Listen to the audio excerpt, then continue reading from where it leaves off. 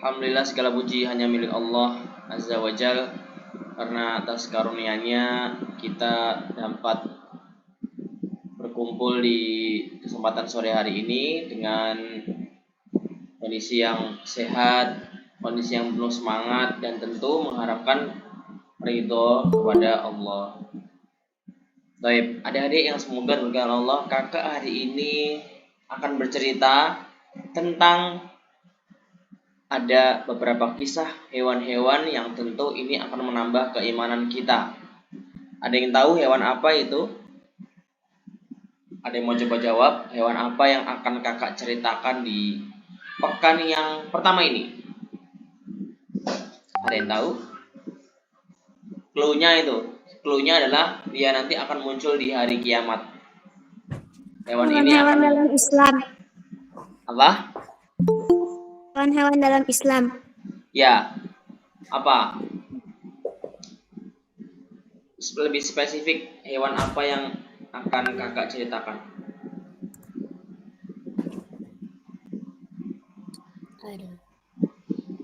Ada yang tahu? Ini hewannya pernah ketemu sama musuh Islam di hari mendekati hari kiamat. Hewan apakah itu? Ada yang tahu? Oke, kita akan cari tahu lebih dalam. Bismillahirrahmanirrahim. Kisah hewan yang akan muncul di hari kiamat. Adik-adik yang semoga diberkahi oleh Allah SWT, ternyata di episode dunia yang nanti akan kita jalani bersama, ya, kita nggak akan tahu, bisa jadi di generasi kalian yang akan melihat tanda-tanda hari kiamat, atau bisa jadi di zaman kakak dan kalian juga akan bisa melihat tanda-tanda hari kiamat ini semakin nyata.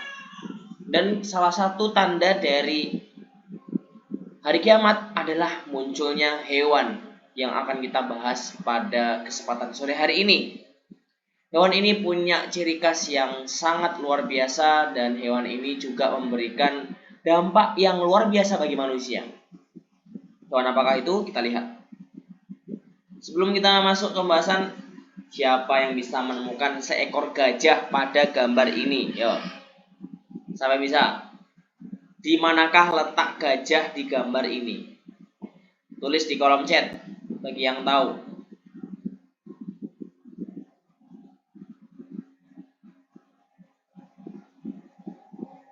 Manakah gajahnya?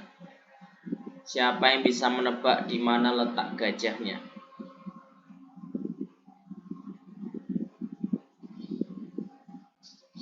Kakak kasih waktu 1 menit. Di manakah letak gajah pada gambar ini? Ya, silahkan tulis di kolom chat di mana letak gambar gajahnya. Di tulisan, salah. Ayo, di mana? Gampang sekali loh gajahnya ini. Dia sembunyi di gambar ini. 10, 9, 8, 7, 6, 5, di pohon. Enggak salah. 5, 4, 3, 2, 1. Kita lihat bersama-sama. 1, 2, 3. Gajahnya ada di... Nah, coba kalian balik HP kalian atau apa, bentuknya gajah itu. Nah, siapa yang udah ketemu, udah lihat gajahnya? Betul kan gajahnya di situ? Nih, tuh. Nih gajahnya.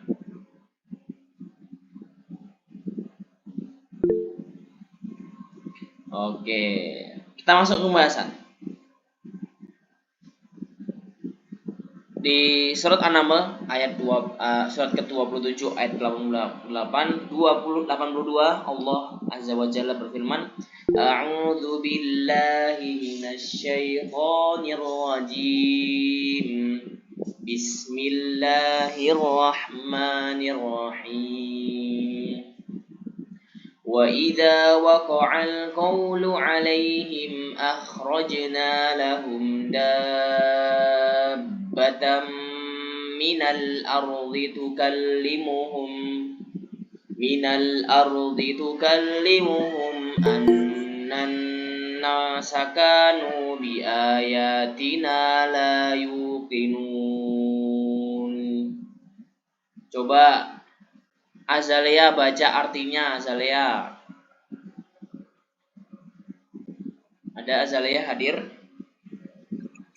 Dan apabila perkataan telah jatuh atas mereka, kami keluarkan sejenis binatang melata dari bumi yang akan mengatakan kepada mereka bahwa sesungguhnya manusia dahulu tidak yakin kepada ayat-ayat kami. Terima kasih. Jazakillahu khairan. Jadi di ayat ini Allah tuh menjelaskan bahwa nanti di hari kiamat akan keluar sejenis binatang yang melata dan nanti akan berbicara terhadap manusia. Dan hewan tersebut akan mengingatkan manusia bahwa manusia itu ternyata nggak yakin pada ayat-ayat Allah. Jadi saat itu kondisi manusia itu melupakan, betul-betul melupakan dari agama Islam. Mereka berbuat sesuka hati dan sedikit yang membaca Al-Quran. Nah, hewan itu bukan sembarang hewan yang kita tahu dan lihat.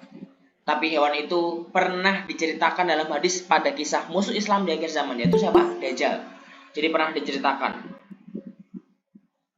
Dan kondisi manusia saat itu sangat-sangat memprihatinkan adik-adik. Kenapa memprihatinkan? Karena banyak manusia yang melupakan agama Islam. Banyak manusia yang berbuat maksiat. Banyak manusia yang berbuat curang. Dan sedikit dari mereka mengingat Allah. Nah, ini kondisinya betul-betul memprihatinkan.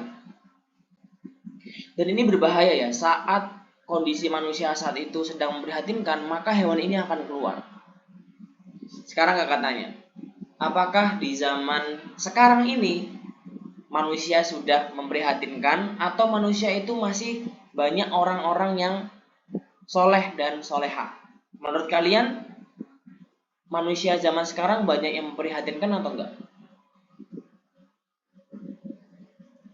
Memprihatinkan tuh kayak berbuat dosa, terus berbuat dosa besar, syirik, segala macam itu. Kira-kira kalian banyak nggak sih di zaman sekarang ini? Iya. Ya betul, banyak sekali ya. Nah berarti kalau jawabannya iya, nah berarti kita sudah ada di ujung untuk nanti hewan itu akan muncul. Tapi apakah betul-betul kita bisa prediksi? Jawabannya nggak bisa. Siapa tahu kakak salah. Siapa tahu hidupnya setelah generasi kalian. Misalnya kalian punya keluarga, punya anak. Nah nanti anak kalian yang melihat fenomena ini terjadi. Atau bisa jadi di zaman kita sekarang. Nah kita nggak ada yang tahu ya. Hanya Allah yang tahu kapan itu terjadi. Musuh Islam saat itu sangat banyak dan keimanan mereka sangat lemah. Seperti contoh, manusia dan umat Islam saat itu seperti kue. Ada tahu kue yang sangat lezat itu kue tar gitu ya. Tapi itu dipotong-potong, per bagian, dan di sekeliling kue tersebut banyak semut yang menggigiti. Nah, semut itu diibaratkan sebagai musuh-musuh Islam, adik-adik. Musuh Islam yang siap untuk menyergap, siap untuk memakan umat muslim. Makanya dikatakan pada akhir zaman nanti umat Islam itu banyak. Ibarat kata seperti luasnya lautan. Tapi mereka itu nggak ada kekuatannya. Kekuatannya kayak buih. Kalian tahu buih nggak? Buih itu kayak busa. Kalau kalian habis mandi, tapi dia gampang hilang kan. Buih itu kayak gelembung, tapi ketika disentuh hilang. Seperti itulah mentalnya umat Islam ketika mendekati hari kiamat. Dan saat ini seperti itu adik-adik. Betapa banyak anak-anak seumuran kalian yang menghabiskan waktunya untuk joget TikTok. Betapa banyak sebaya kalian, seumuran kalian lebih banyak main game. Mereka ditanya apa itu rukun Islam, apa itu rukun iman, mereka nggak ada yang tahu. Nauzubillah min dzalik. Maka jangan sampai kalian berada pada barisan pemuda-pemuda yang tidak memberikan manfaat bagi agamanya. Kalian harus menuntut ilmu. Kalian harus betul-betul bisa mencari ilmu sebanyak-banyaknya. Karena apa? Kondisinya saat ini memprihatinkan adik-adik, ya. Dan ada 3 hal keimanan manusia tidak berguna lagi. Jadi misalnya nih, ada manusia saat 3 hal ini bersaksi bahwa aku bersaksi bahwa ada Allah, adanya malaikat. Nah, itu nggak berfungsi lagi, nggak dianggap sebagai beriman. Karena apa? Ya, itu sudah menegati hari kiamat. Jadi ini ada 3 hal yang jika keluar maka tidak akan berguna lagi keimanan orang yang belum beriman sebelumnya atau belum mengusahakan kebaikan. Jadi misalnya, belum beriman nih saat itu, masih kufur, terus mencoba beriman pada saat 3 hal ini, nggak dianggap sama Allah. Kapan itu terjadi? 1. Terbitnya matahari dari barat. 2. Keluarnya Dajjal. 3. Keluarnya binatang bumi. Nah, ini urutan juga ya. Jadi sebelum munculnya Dajjal tuh nih, matahari dulu. Ini udah mendekati banget ini. Jadi kalian betul-betul harus memahami bahwa tanda-tanda hari kiamat itu saling berdekatan. Karena saking dekatnya kita sampai-sampai tidak menyadari bahwa sudah dekat hari kiamat. Nah, ketika 3 tanda ini keluar, tidak akan berguna keimanan seseorang. Mau dia itu bertobat, nggak diterima tobatnya. Karena ya ini udah deketin hari kiamat, 3 tanda ini sudah keluar. Dan tanda yang terakhir yang akan kita bahas yaitu binatang bumi. Apa sih binatang bumi itu? Oke, kita akan bahas ya. Apa itu binatang bumi? Kok bisa ada spesies hewan yang keluar tiba-tiba? Ada spesies hewan yang baru yang keluar di akhir zaman. Jenis hewan baru yang bisa berbicara lagi. Kita lihat ya. Hewan apakah ini? Nah, saat itu mendekati hari kiamat, setelah matahari terbit dari barat, maka berikutnya adalah kedatangan hewan ini. Para ulama berbeda pendapat tentang hewan ini. Jadi yuk kita simak bersama perbedaan pendapatnya apa saja. Jadi kita akan cari tahu ciri-ciri hewan tersebut apa aja. Yang pertama, dari Al-Qurtubi rahimahullah berkata, pendapat yang pertama bahwa binatang tersebut yang disebutkan binatang bumi adalah anak unta yang disapih dari unta Nabi Saleh. Kalian ingat kisah Nabi Saleh yang punya unta yang keluar dari batu itu? Nah, dan inilah pendapat yang paling tepat Allah. Jadi nanti binatang bumi yang bisa bicara itu adalah jenis unta yang disapih, maksudnya nggak menyusui dari ibunya, jadi langsung bisa keluar seperti itu. Ini pendapat yang pertama. Pendapat yang kedua, binatang tersebut adalah al-jassasah yang disebutkan dalam hadis Tamim ad-Dari radhiyallahu anhu, dan ini terdapat pada kisah Dajjal. Jadi al-jassasah ini adalah seekor binatang yang berbulu yang banyak. Pada saat Dajjal saat itu ditemukan oleh sahabat Tamim ad-Dari, nah itu ditanya itu. Jadi ketika itu mereka berlayar menggunakan kapal, kemudian sampailah di sebuah pulau. Ketika sudah sampai di pulau, lalu Tamim ad-Dari ini menemukan hewan yang nggak kelihatan mana kepala, mana ekornya, karena tertutup sama bulu semuanya. Dan ditanya itu sama Tamim, kamu siapa? Ternyata hewan itu bisa bicara, adik-adik. Dia berkata, aku al-jassasah. Kenapa dinamakan jassasah? Karena jassasah artinya adalah mencari-cari kabar Dajjal. Jadi tugasnya itu dia mencari-cari kabarnya Dajjal. Lalu pendapat yang ketiga, dia adalah ular yang mengawasi dinding Ka'bah yang disambar oleh elang ketika orang-orang Quraisy hendak membangun Ka'bah. Ini pendapat yang ketiga. Dan lalu kakak, apa yang harus kita ambil? Apakah jawabannya Al-Qurtubi? Apakah seekor binatang berbulu banyak atau seekor ular? Nah, kalau melihat dari teks ini, kita harus melihat dari pendapat yang paling tepat, yaitu nih, anak unta yang disapih dari unta Nabi Saleh. Jadi bentuknya ini seperti ini. Ya. Wallahu alam bishawab. Jadi tapi kalau bentuknya real unta betulan, Ustaz, kakak nggak tahu ya. Nanti hanya Allah yang mengetahui bentuknya seperti apa. Sebelum kita lanjut, ada yang tanyakan? Dari adik-adik ada yang tanyakan dulu soal hewan yang akan keluar dari muka bumi ini ketika nanti hari kiamat? Boleh bertanya.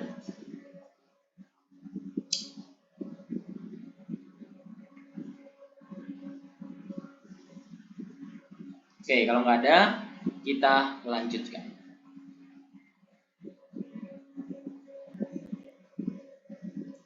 Jadi ia bernama Dabah. Dabah itu kalau dalam bahasa Arab Dabatun, artinya adalah hewan melata ya, atau ajasasa. Dan kehadiran hewan ini muncul untuk memberi tanda, ingat ya, untuk ngasih tanda bagi kafir dan mukmin. Dan ia akan berbicara kepada manusia tentang perkara akhirat dan mendebat manusia yang tidak taat kepada Allah. Jadi tugasnya nanti dia bisa bicara, tugasnya bisa ngomong nih.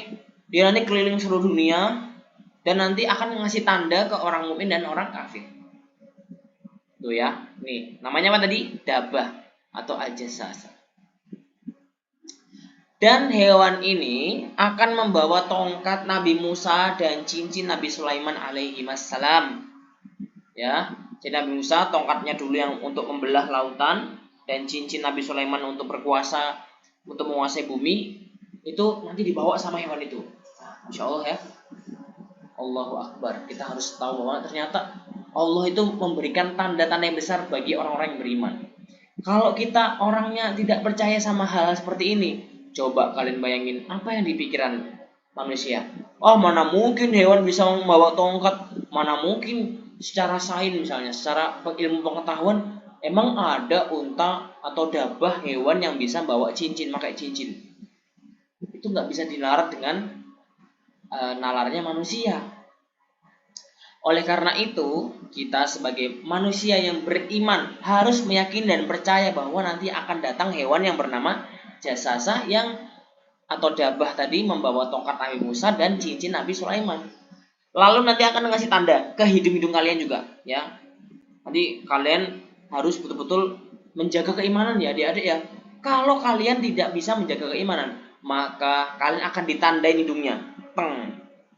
Ditandain hidung. Kalau orang kafir ditandain hidungnya, ada ciri-cirinya nanti. Dan kalau orang mukmin akan dibuat wajahnya makin bersinar.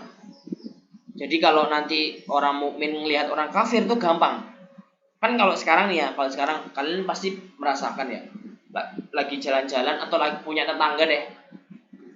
Tetangga dari kelihatannya itu, wah ini kayaknya orang Islam ini. Ketika ditanya, ternyata orang kafir. Nah nanti di hari kiamat, ketika munculnya dabah ini, akan mudah sekali kita melihat, oh ini orang kafir, ini orang mukmin.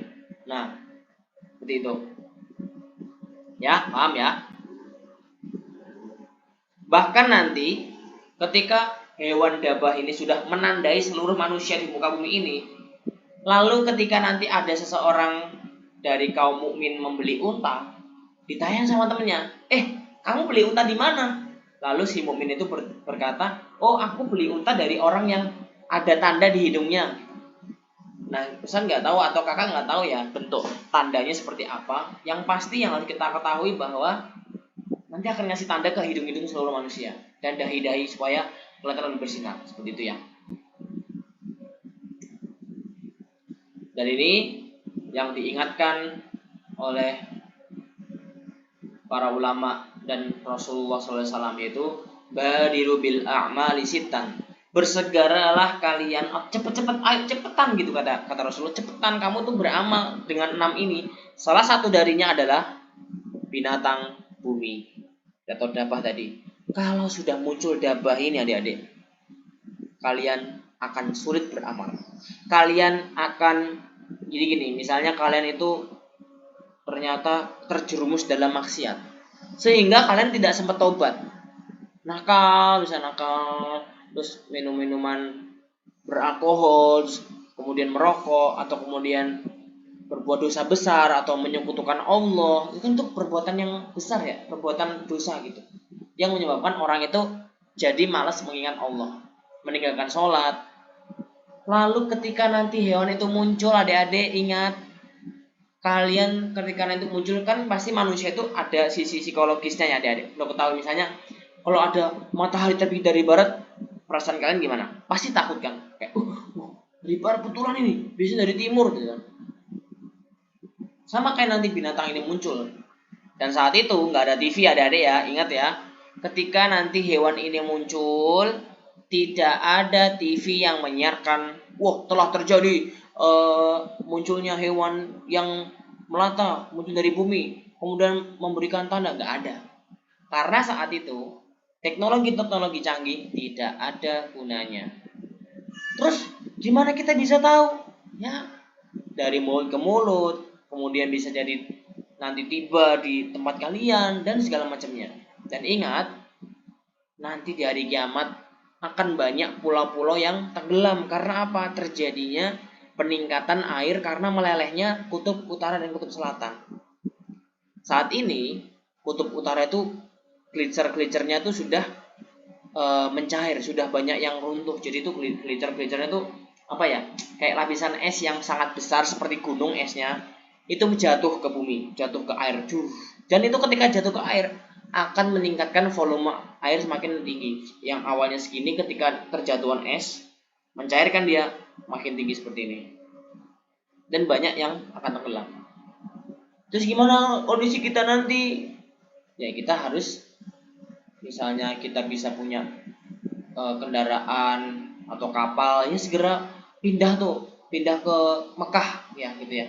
Karena naik pesawat udah nggak bisa, asal kalian tahu ya.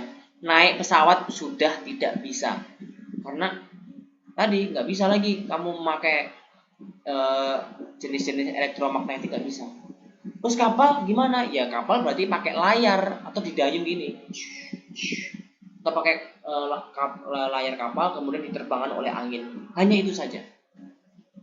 Makanya ini sangat betul-betul kita perhatikan adik-adik sebagai orang mukmin. Jangan sampai kita terjerumus pada hal-hal yang salah. Begitu ya. Ini ada berita di Filipina ditemukan bangkai hewan berbulu dan banyak warga Filipina yang berbondong-bondong untuk melihatnya. Tuh lihat, hewannya berbulu, nggak kelihatan kepala dan kakinya. Tuh. Kira-kira apa ya adik-adik ya? Kira-kira apa ya? Nih biar lebih jelas nih. Nih bentuknya, ada yang bisa nebak ini hewan apa? Mirip kayak poster dampar. Mirip kayak monster dampar. Iya, kereta. Dan ternyata setelah dilihat dan ditelusuri, hewan ini adalah nih. Bentar ya, saya ambil casan dulu.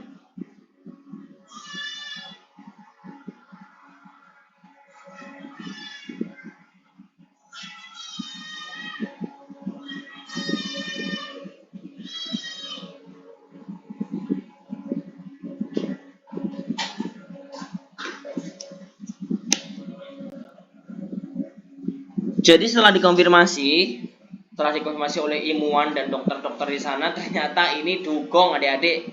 Itu udah viral ini.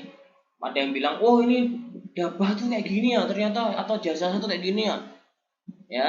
Jadi ini kemungkinan mati berminggu-minggu di laut dan mengalami penyelimutan bangkai. Jadi di laut itu kalau hewan udah meninggal biasanya dia jadi warnanya putih seperti itu.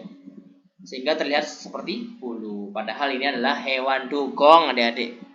Atau kemungkinan lainnya adalah muntahan paus sperma. Kalian tahu paus sperma, paus yang sangat besar di laut. Dia muntah. Nah muntahannya kayak gini, warna putih. Nah kondisi saat itu Al-Quran juga diangkat dari hati manusia. Saat itu manusia malam harinya itu masih ingat dan masih baca Quran. Jadi ketika membaca Quran malam hari, tidur, besok pagi manusia banyak yang lupa. Loh, kok bisa? Ya emang kayak gitu.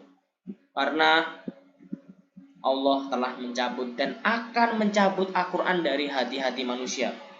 Mau nanti dia sudah hafal 30 juz, kemudian saat Al-Quran diangkat, maka dia tidak akan punya hafalan sedikit pun. Bayangin, yang sudah dia hafal 30 juz hilang karena sudah mendekati hari kiamat, karena seburuk-buruk hari kiamat. Makanya Allah ingin mengangkat Al-Quran itu supaya tidak tercemar dengan buruknya hari kiamat. Ya. Dan manusia keesokan harinya akan lebih hafal syair-syair manusia.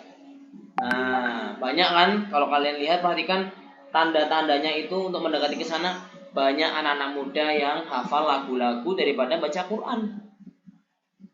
Banyak lebih hafal tren-tren viral seperti apa? Contohnya, tung tung tung sahur misalnya. Nah, tapi mereka tidak bisa memahami Al-Quran atau menghafal Quran. Lebih paham tung tung tung sahur atau apalagi tuh, cappuccino, belarina dan segala macamnya yang tidak ada gunanya, adik-adik.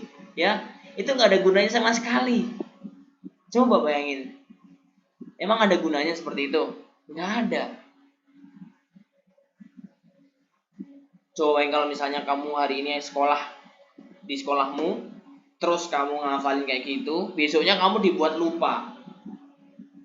La haula wala quwata illa billah. Jangan sampai itu terjadi pada diri kita. Dan tandanya sudah dekat, ya, tanda Al-Quran itu akan diangkatnya sudah dekat, adik-adik. Kalian perlu ingat ya. Contohnya adalah diwafatkannya para ulama yang masyhur dan banyaknya perzinahan tersebar di seluruh bumi. Ya. Jadi para ulama-ulama terdahulu contohnya seperti Syekh bin Baz, Syekh Utsaimin yang itu betul-betul masyhur. Jadi patokan untuk berhujah gitu ya. Itu diwafatkan sama Allah. Karena sudah mendekati tanda-tanda hari kiamat. Jadi makin dekat tuh, kita tuh sebenarnya sudah makin dekat. Maka kalau bisa sekarang kalian menjaga diri kalian, betul-betul memaksimalkan ibadah, betul-betul menuntut ilmu kayak gini sekarang itu, ya ini sebenarnya untuk menghindarkan kita dari kebodohan, ya. Nah, di mana dabah ini akan muncul? Ada 4 kemungkinan. Ada pendapat juga ya, perbedaan pendapat. Yang pertama, pendapat pertama yaitu di Makkah Mukarramah. Binatang tersebut akan keluar ketika Al-Imam Al-Mahdi. Jadi Imam Mahdi itu pemimpin kaum muslimin yang termasuk dari keturunan Rasulullah asli ya, bukan keturunan Habib-Habib yang tipu-tipuan itu ya. Jadi ini betul-betul keturunan Nabi. Imam Mahdi ini akan muncul dan akan memimpin kaum muslimin untuk sholat, ya, dan sholat id. Seorang yang diutus untuk mendahului jamaah haji. Dia dijadikan sebagai orang yang lebih dahulu pergi untuk mengabarkan kepada mereka bahwa binatang tersebut belum keluar, ya. Jadi ketika mengamin terus bilang dabah belum keluar, tapi tiba-tiba keluar di sekitar Masjidil Haram.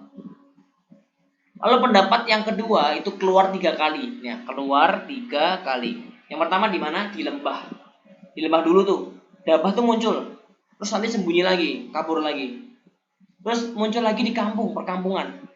Di perkampungan muncul, terus hilang lagi, kabur lagi. Dan yang ketiga, munculnya di tanah haram, atau tanah haram itu di Mekah Al-Mukarramah. Ini yang perlu diingat adik-adik ya, bahwa dabah ini akan keluar ketika nanti di hari kiamat di 2 kondisi ini. Berarti orang-orang yang sedang haji dan umroh itu akan beruntung bisa melihat dabah ini. Tapi juga sekaligus akan melihat kenyataan bahwa kiamat akan semakin dekat. Bukan berarti, aku bisa lihat dabah, no. Justru akan tambah takut karena ternyata kiamat itu tinggal sejengkal lagi. Rasulullah SAW saat itu mengisyaratkan di zaman Rasul dan hari kiamat itu seperti ini, dua seperti ini. Padahal 2 seperti ini dekat apa jauh? 2 kayak gini dekat. Itu di zaman Rasulullah. Beliau bilang jarak zaman sekarang, zamannya Rasul sama hari kiamat itu seperti ini, dekat. Kalau sudah berlalu beratus-ratus tahun dan kita sudah berada di zaman sekarang, berarti ya dari gini zaman Rasul jadi kayak gini nih. Udah deket banget ya. Ya semoga senantiasa Allah menjaga kita dari kekufuran dan tentu Allah menjaga keimanan kita. Tugas dabah apa saja adik-adik? Nih, lihat. Tugas dabah nanti di dunia ada 2. Yaitu pertama, memberikan tanda kepada orang beriman dan kafir. Kemudian yang kedua adalah menandai hidung-hidung dan berbicara pada manusia. Ya, ditandain hidungnya, ditandain jidatnya, dan nanti akan berbicara kepada seluruh manusia. Ya, ini ya. Faedah apa saja yang dapat kita petik? Yang pertama, persiapkan dari sekarang adik-adik. Jangan tunggu saat itu tiba. Hari kiamat makin dekat. Perkuat diri dengan keimanan, perbanyak mengingat Allah, dan jangan sampai melupakan Allah.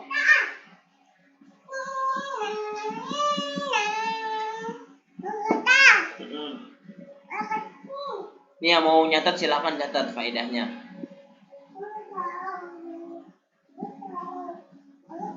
Helikopter, kereta. Ya, ini ya. Kita bisa memperkuat diri dengan keimanan. Semakin banyak mengingat Allah, maka semakin kita dipermudah untuk bisa menghadapi fitnah-fitnah akhir zaman. Dan hewan itu ciptaan Allah, dan siapapun yang melihat hewan itu maka sungguh dekat jaraknya dengan hari kiamat adik-adik. Ya, dekat jaraknya dengan hari kiamat.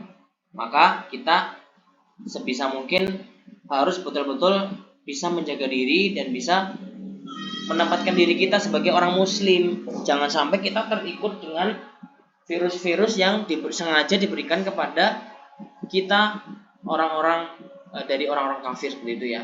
Fitnah misalnya, oh ini mainan yang bagus Labubu katakanlah, atau Kuromi, ya itu kan karakter setan ya, kayak gitu adik-adik ya.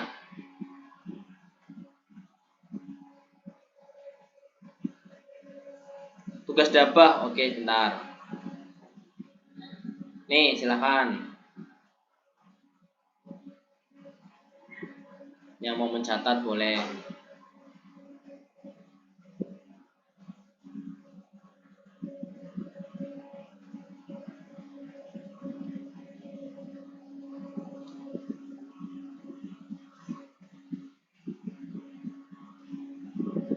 Ya, jadi nanti akan banyak fenomena-fenomena yang terjadi setelah pokoknya jadi tandanya gini adik-adik ya. Sebelum serangkaian dabah ini muncul, yang pertama muncul adalah Dajjal dulu. Imam Mahdi dulu. Imam Mahdi kemudian Dajjal. Dajjal kemudian turun Nabi Isa. Nabi Isa kemudian nanti akan muncul Ya'juj dan Ma'juj. Ini lebih serem lagi ya. Jadi umat muslim saat itu akan berada pada kondisi yang betul-betul memaksa dia untuk beriman, dan nanti lawan kita ada banyak, yaitu Yahudi dan Nasrani. Dan nanti ketika Nabi Isa turun, orang-orang dari Nasrani itu akan masuk Islam bagi yang mau beriman. Kalau yang nggak mau beriman ya akan tetap dengan kekufurannya. Seperti itu ya adik-adik ya. Dan nanti ketika Ya'juj dan Ma'juj keluar, seluruh bumi ini, kalian tahu bumi ini bulat ya, itu akan diisi oleh seluruhnya Ya'juj dan Ma'juj, dan akan membuat kerusakan di muka bumi.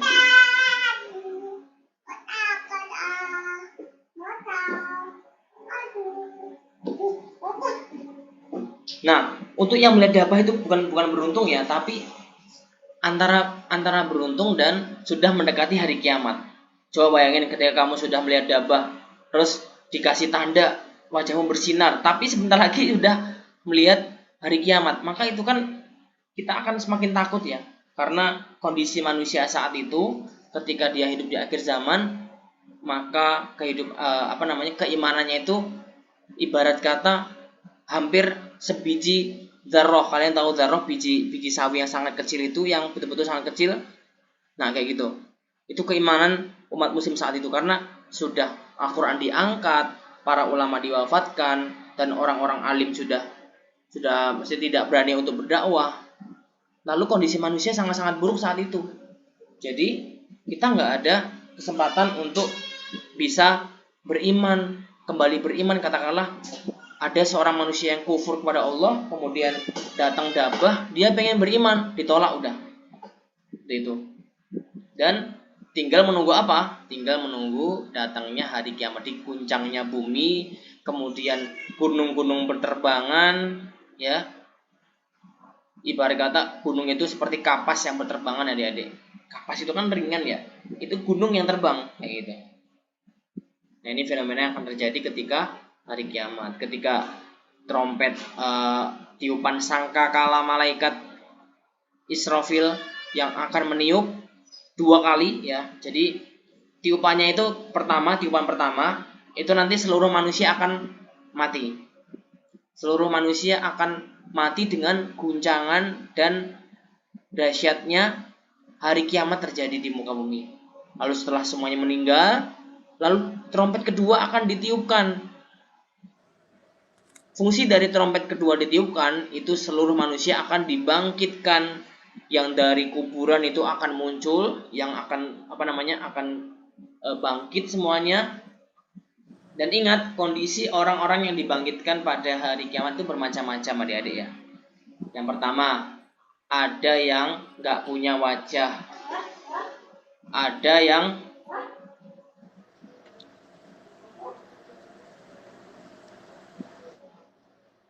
sebentar ya.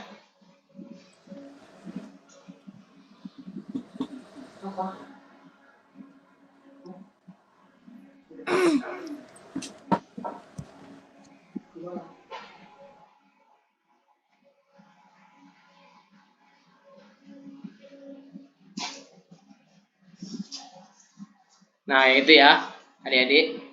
Jadi kita harus betul-betul mengetahui bahwa ini akan terjadi, dan kita harus betul-betul waspada supaya kita tidak mendapati kejadian saat itu yang sangat mengerikan.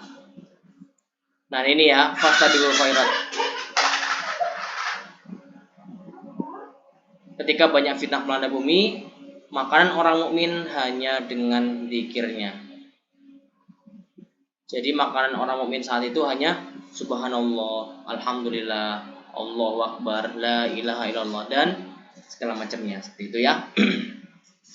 Dan ini sudah dibuktikan oleh penduduk Palestina. Di saat tidak ada makanan sedikit pun, ada seorang laki-laki yang bilang ke media bahwa aku setiap hari dikasih makan, padahal kondisinya itu di penjara di bawah tanah, tapi dia selalu merasa kenyang. Ternyata ditanya, dia itu selalu berzikir kepada Allah. Masya Allah ya. Itu adik-adik yang semoga diberkahi Allah, kita harus berfastabiqul khairat dalam hal kebaikan. Semoga Allah senantiasa menjaga kita dari keburukan dunia menjelang hari kiamat dengan keimanan yang tertanam dalam hati kita. Ya, itu. Jadi kita harus betul-betul memahami bahwa hari kiamat ini harus membuat kita semakin beriman.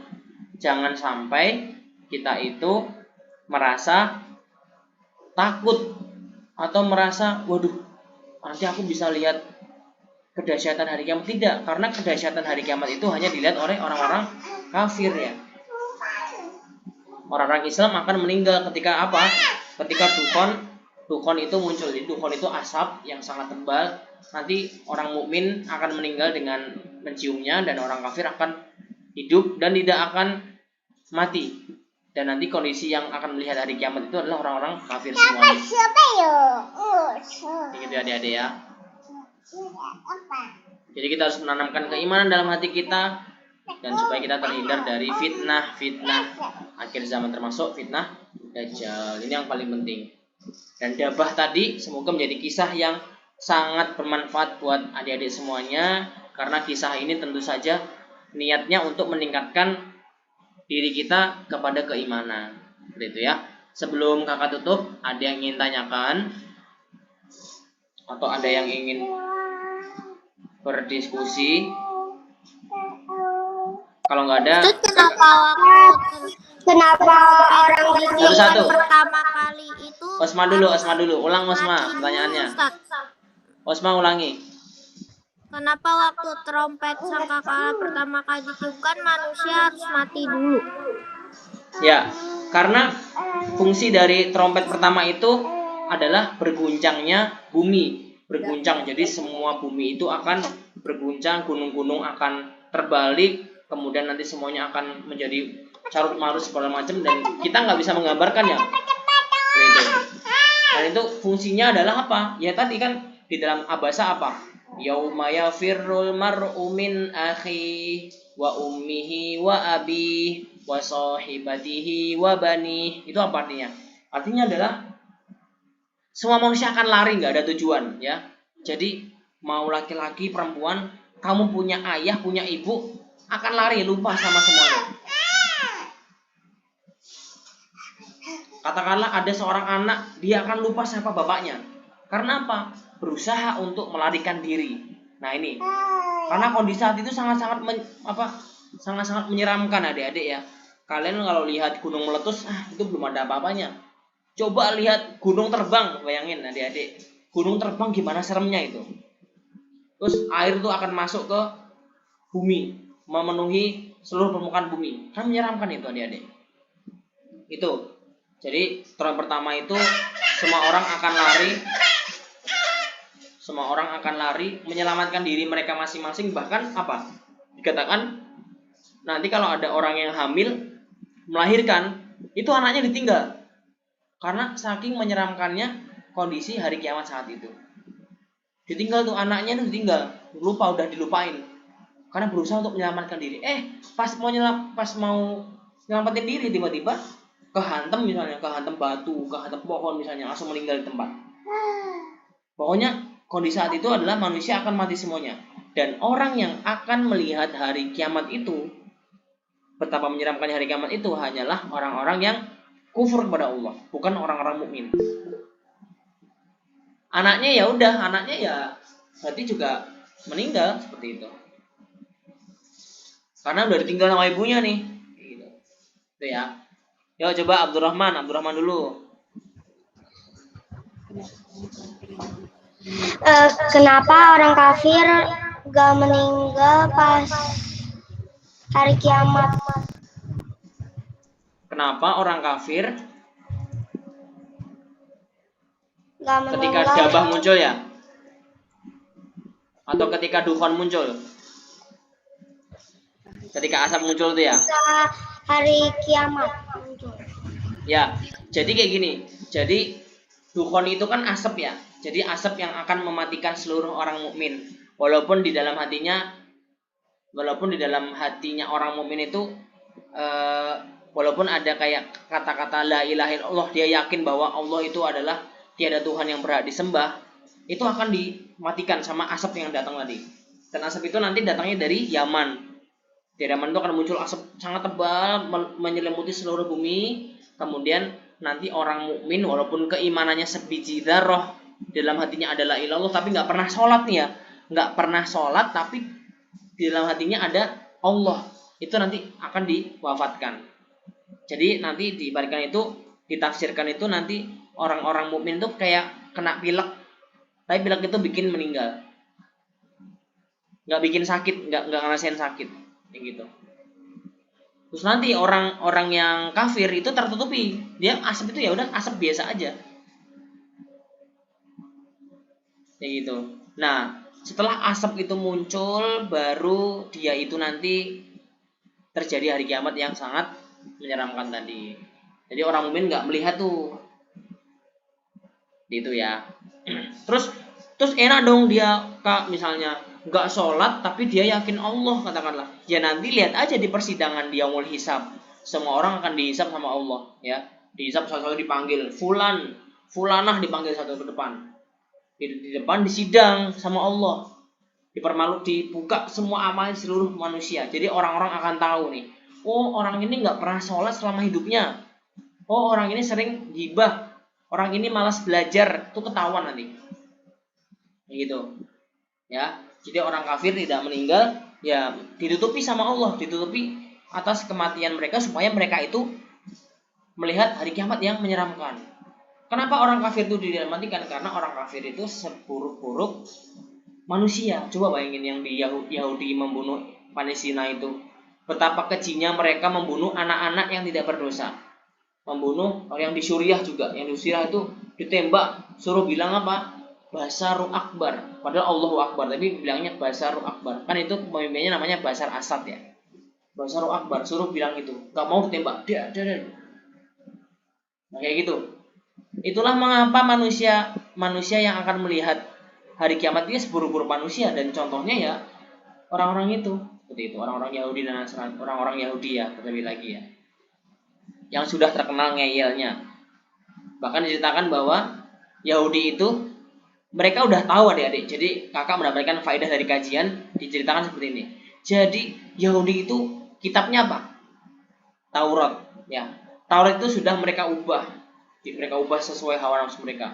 Dan suatu ketika di kitab Taurat yang asli, mereka udah tahu, udah diprediksi itu, udah ada tulisannya. Allah tuh udah mencatatkan bahwa nanti akan tiba datangnya Nabi akhir zaman, dan Nabi itu bukan berasal dari Syam yang mereka tinggali sekarang gitu ya, tapi ternyata dari Arab. Akhirnya apa yang orang Yahudi lakukan? Orang Yahudi, bangsa Yahudi itu seluruhnya itu mereka pergi.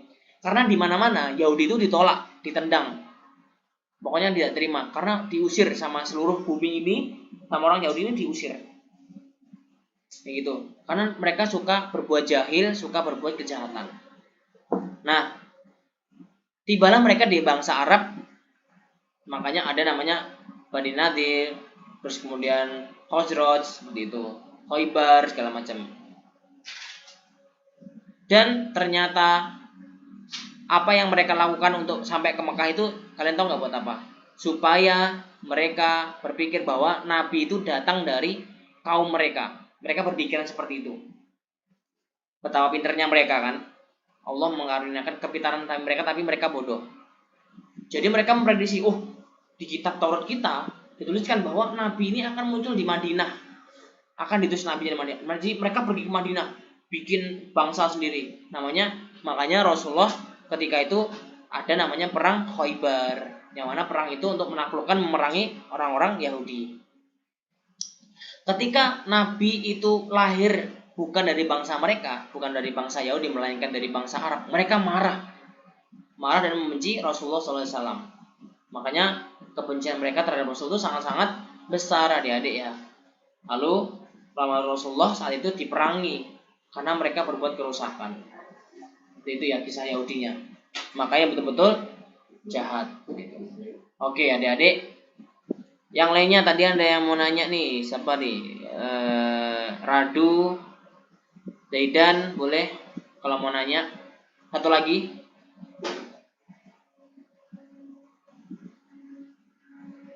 Ustaz, Kalau nggak ada, apa? nggak jadi Ustaz. Oh, yang nggak jadi, siap. Oke, kalau gitu kita cukupkan perjumpaan kita kali ini. Jazakumullahu khairan, dan ingat di grup ada soal yang harus kalian kerjakan dan jawabannya kirimkan ke Ustadz secara japri. Nanti kakak akan berikan nilainya di grup supaya kalian lebih bisa memurojaah apakah kalian sudah memahami dengan baik materi ini atau belum. Semoga bermanfaat untuk adik-adik kalian. Kakak ucapkan jazakumullahu khairan sekali lagi atas kesempatan dan waktu kalian. Ada yang ingin tanyakan? Boleh lihat catatan? Boleh lihat catatan? Boleh. Ustaz, tulisnya di kertas. Tulisnya di chat aja. Kamu nulis di chat, kamu tulis misalnya nomor 1 A, nomor 2 B, nomor 3 C, gitu aja. Terus kirim Ustaz, chat. nanti ada linknya. Gak ada. Ada apanya, Osman? Soal. Ada apanya? Linknya. Itu linknya di grup WhatsApp yang udah Ustadz kirim. Nanti cek aja ya di grup. Cukup ya. Jazakumullahu khairan untuk kehadiran teman-teman semuanya. Semoga ilmu yang kakak sampaikan bermanfaat bagi kalian semuanya. Oke, sebelum itu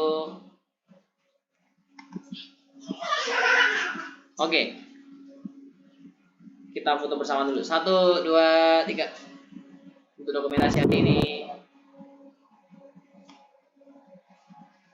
Oke, kakak akhiri. Assalamualaikum warahmatullahi wabarakatuh. Waalaikumsalam warahmatullahi